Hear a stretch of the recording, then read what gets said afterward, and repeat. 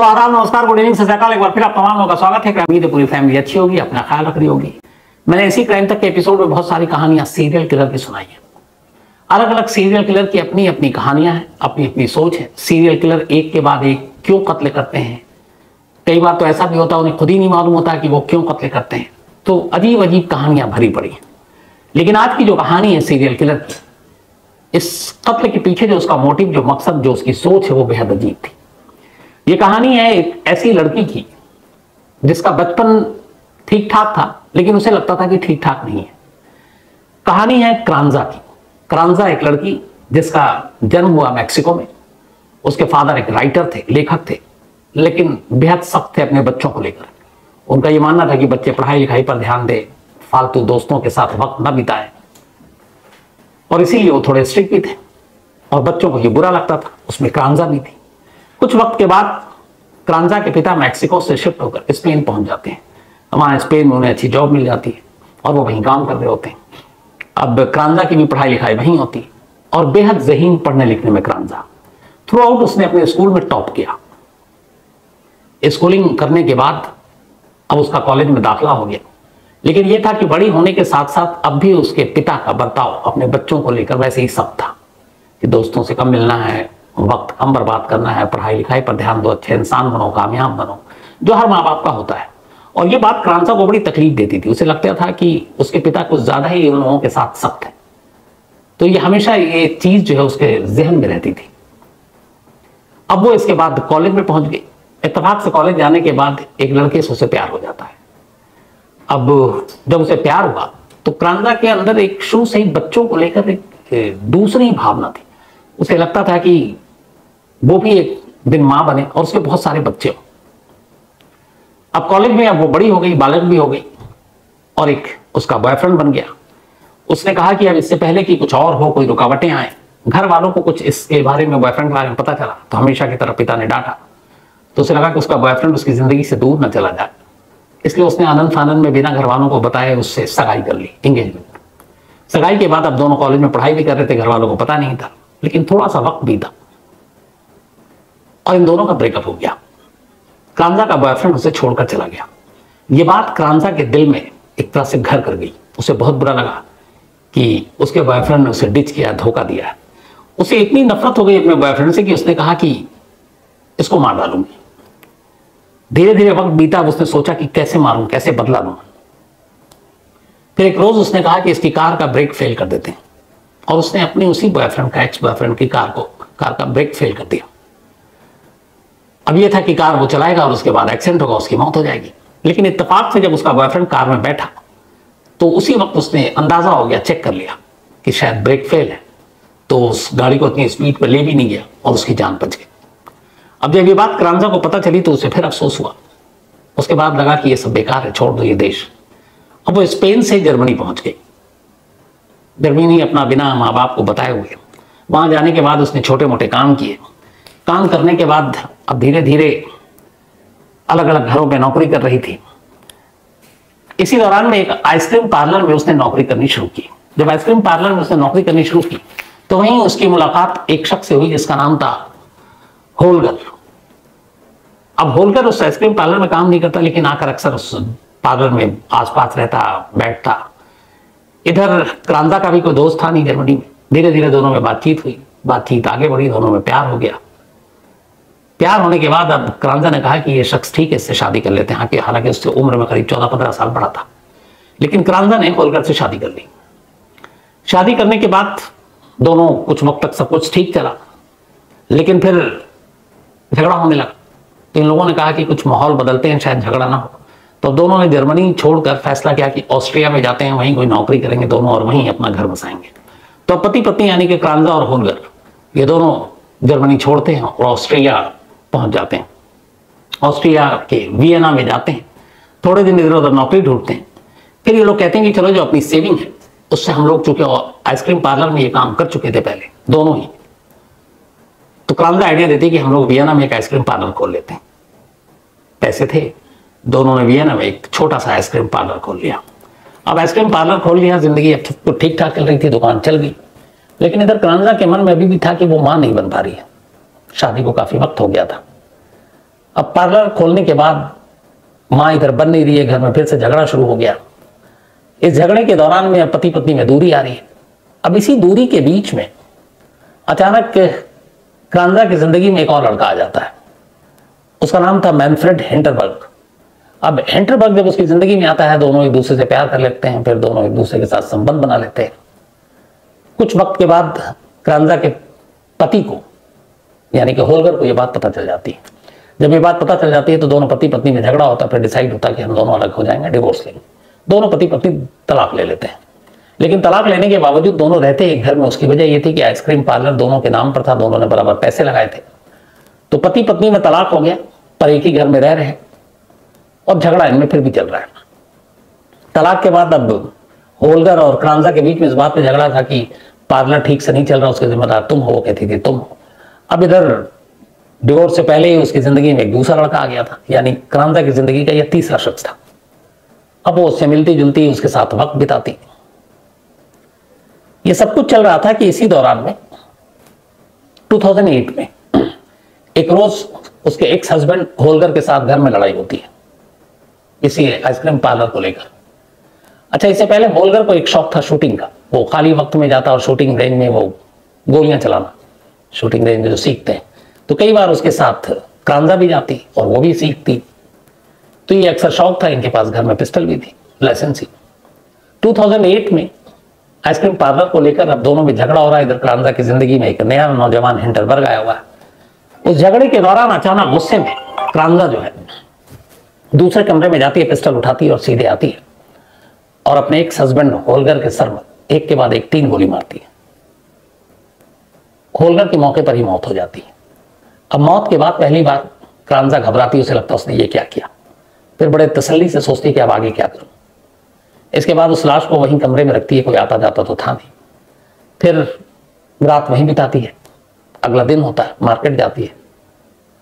फिर वैसे ही जैसे आपने श्रद्धा के लिए किया था, कुछ पॉलिथीन खरीदती है, कुछ आरी खरीद कर लेकर आती है, बॉडी कटर और ये सारी चीजें। उसके बाद लाश के टुकड़े करती है। लाश के टुकड़ों को एक बाथटब में रखती है और फिर बाजार जाती है और बाजार से अब वो कंक्रीट के पेस्ट, एक तरह से आप कहते हैं ना जब प्लास्टर होता है, घर बनता है तो सीमेंट और ये सारी चीजों का, तो अब बाथटब पे वो सारे कंक्रीट के पेस्ट को लगाना शुरू कर देती है। अब बाथटब के अंदर लाश के टुकड़े हैं, ऊपर से उसने कंक्रीट के सारे पेस्ट लगा दिए। अब उसे लगा कि ये पेस्ट को घर पे यहां पर रखना तो ठीक है नहीं। अच्छा, इत्तेफाक से इससे पहले यह हुआ कि जो उसका तीसरा बॉयफ्रेंड बना हिंटरबर्ग, उसके आइसक्रीम फ्रीजर का बिजनेस था। तो आइसक्रीम फ्रीजर का जो बिजनेस था, तो कुछ फ्रीजर इन लोगों ने वहीं लिए थे आइसक्रीम अपना, जिनका पार्लर था। तो जिस जगह पे आइसक्रीम पार्लर था उसके बेसमेंट में ये लोग फ्रीजर रखते थे और उसी के ऊपर इनका घर था क्रांजा का। तो इसने पति का कत्ल करने के बाद अब उसको बाथटब में बॉडी के टुकड़े किए और ऊपर से कंक्रीट के पेस्ट डालकर उसको बिल्कुल हार्ड बना दिया, सीमेंटेड। फिर अगले दिन 2 मजदूर को बुलाया और कहा कि इस बाथटब को उठाकर बेसमेंट में ले चल। और बेसमेंट में ले जाने के बाद उसने एक बड़े से फ्रीजर में उस बाथटब को रखवा दिया। बड़े बड़े फ्रीजर थे और फ्रीजर को बंद कर दिया। इसके बाद वो अपनी जिंदगी में फिर से मगन हो गई, मस्त हो गई। और अब उसका जो तीसरा बॉयफ्रेंड था हिंटरबर्ग, उसके साथ रोक टोक करने वाला कोई था नहीं, तो वो उसके साथ अब अपना रहने लगी और आइसक्रीम पार्लर का धंधा भी ठीक ठाक चल रहा था। लेकिन अब हिंटरबर्ग से पति की मौत के बाद, एक्स हस्बैंड की मौत के बाद, जब वो ज्यादा उसके साथ रहने लगी, करीब रहने लगी, तब अचानक क्रांजा को एक राज पता चला। उसे पता चला कि हिंटरबर्ग की जिंदगी में और भी कई लड़कियां हैं। ये बात उसे बहुत बुरी लगी, बड़ा गुस्सा आया। उसने कहा कि इसके चक्कर में, अच्छा, उसने अपने हिंटरबर्ग को रिझाने के लिए प्लास्टिक सर्जरी, अपने नोज और बाकी चीजों को भी किए, काफी पैसे खर्च किए ताकि वो सिर्फ उसी का होकर रहे। लेकिन जब उसे ये सच्चाई पता चली तो उसे बहुत गुस्सा आया। उसे लगा कि ये मुझे ठग रहा है। और इसी के बाद फिर 2008 में पहले मर्डर के 3 महीने के बाद एक रात जब हिंटरबर्ग सो रहा था, इसने फिर पिस्टल निकाली और उसके सर पे 3 गोली मारी। अब हिंटरबर्ग की भी मौत हो गई। मौत के बाद उसने पहला तरीका अपनाया, लाश के टुकड़े किए, बाथटब में रखा और फिर कंक्रीट के पेस्ट से उसको बिल्कुल साबुत बना दिया, पथरीला। और फिर मजदूर बुलाया, मजदूर को बुलाकर कहा कि नीचे बेसमेंट में रख दो। और बेसमेंट में ले जाकर फ्रीजर में डाल दिया। 3 महीने के अंदर 2 लाश, दोनों फ्रीजर में, ऊपर आइसक्रीम पार्लर। अब वो जो बेसमेंट था, वो बेसमेंट ऐसा था कि उसमें और भी दुकानों के फ्रीजर रखे हुए थे, तो जिसके जरिए लोग अपना अपना काम करते थे। और बेसमेंट ऐसा था कि कॉमन था, कोई भी उसमें आ जा सकता था। लेकिन जब दूसरी लाश रखी तब क्रांजा ने उस बेसमेंट में अपना ताला लगा दिया और उसको एक तरह से पर्सनल बना लिया। कुछ दिन हो चुके थे, 2 कत्ल के बाद अचानक क्रांजा की जिंदगी में एक चौथा नौजवान आता है। पहला कॉलेज का बॉयफ्रेंड था, दूसरा जिससे उसने शादी की, तीसरा जिसके साथ उसका अफेयर था, उसने उसको मार डाला। अब इन 2 कत्ल के बाद एक चौथा आता है जिसका नाम है रोनाल्ड। रोनाल्ड उसकी जिंदगी में आता है, दोनों बातचीत करते हैं। रोनाल्ड से भी उसे प्यार हो जाता है। रोनाल्ड और क्रांजा दोनों अब शादी कर लेते हैं। तो ये उसकी जिंदगी की दूसरी शादी थी, 2 अफेयर, दूसरी शादी। सब कुछ ठीक चल रहा था। इस दूसरी शादी के बाद क्रांजा को दुनिया की सबसे बड़ी खुशी मिलती है। जो सपना था उसका मां बनने का, वो पूरा हुआ, वो प्रेग्नेंट हो गई। और अब उसने तय किया कि वो अपनी पूरी जिंदगी बड़ी शांति से गुजारेगी। जो उसने पहले किया वो राज रहे, तो फिर ऐसा कुछ नहीं करेगी। लेकिन ऐसा हुआ नहीं। दरअसल होता ऐसा है कि रोनाल्ड की जिंदगी में आने के बाद क्रांजा जब प्रेग्नेंट हो गई, उसके कुछ ही वक्त के बाद एक रोज जिस जगह पर आइसक्रीम पार्लर था क्रांजा का, उसके बराबर की शॉप के कुछ पानी के पाइप में प्रॉब्लम आ गई। तो जब पानी के पाइप में प्रॉब्लम आई तो उस दुकानदार ने प्लम्बर को बुलाया और उससे कहा चेक करो। तो पाइप चेक करते हुए वो पाइप जो जा रही थी उस बेसमेंट तक जा रही थी, जो आइसक्रीम पार्लर के नीचे थी और जहां तमाम फ्रीजर रखे हुए थे। प्लम्बर वहां पहुंचा तो देखा पहले तो ताला लगा हुआ, फिर बड़ी हैरत हुई। फिर क्रांजा से चाबी मांगी गई, उसने चाबी दी। प्लम्बर अंदर गया, उसने सारे पाइप चेक किए। पाइप चेक करने के दौरान अचानक उसकी नजर देख पड़ी एक फ्रीजर पर। अब उसने कहा कि ये आइसक्रीम पार्लर है, काम भी कर ही रहा है, तो कई बार ऐसा होता है कि शायद इसमें भी कुछ आइसक्रीम पड़ा हो। उसने एक फ्रीजर खोल डाला। जैसे ही खोला, उस जमी हुई चीजों के बीच एक इंसानी पैर उसको नजर आया। जैसे ही वो पैर देखा, बदहवास भागता है, शोर मचाता है। जिस मालिक के लिए वो आया था वो लोग पहुंच जाते हैं। इसके बाद फ्रीजर के अंदर एक इंसानी पैर को देखकर समझ जाते हैं मामला गड़बड़ है। फौरन पुलिस को इन्फॉर्म किया जाता है। पुलिस आती है, फ्रीजर को निकाला जाता है। 2 बाथटब निकलते हैं, उनमें तमाम जमे हुए इंसानी अलग अलग लाश के टुकड़े मिलते हैं और पता चलता है कि ये दोनों फ्रीजर जो है ये क्रांजा के। क्रांजा को मौके पर ही गिरफ्तार कर लिया जाता है। इसके बाद उससे पूछताछ होती है। जब पूछताछ होती है तो फिर पता चलता है कि इस दौरान में क्रांजा का जो एक्स हस्बैंड था, जिससे डिवोर्स हो गया, वो गायब था। तो उसके दोस्त भी ढूंढ रहे थे और जो दूसरा है वो भी गुम था, उसके घर वाले भी ढूंढ रहे थे। तो फिर कुछ चीजों से पता चल गया कि ये दोनों लाशें किसकी है और क्रांजा ने फिर एक्सेप्ट कर लिया कि हाँ, उसने ये दोनों कत्ल किए। इसके बाद मुकदमा चला।